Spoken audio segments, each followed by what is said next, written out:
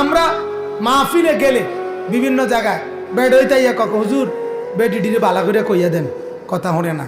আপনি সিরিয়াস আবার কথা বলেন না কেন?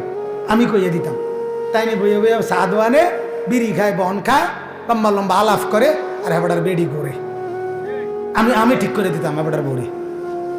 কথা বুঝছেন কথাটা? হ্যাঁ, গ্রামের ফুলান হুজুর আদব কায়দা নাই। হ্যাঁ, গ্রামের ফুলানের ভিতরে আমনের ফুলাফাইন নাই। কথা বলেন না কেন? আপনি ভাবলেন না কেন? আপনি আল্লাহর কথা মানলেন না কেন? নবীজি তো বলছেন 7 বছরের বাচ্চাকে নামাজ পড়তে দাও, 10 বছরের বাচ্চাকে শাসন করে হলেও নামাজ পড়াও।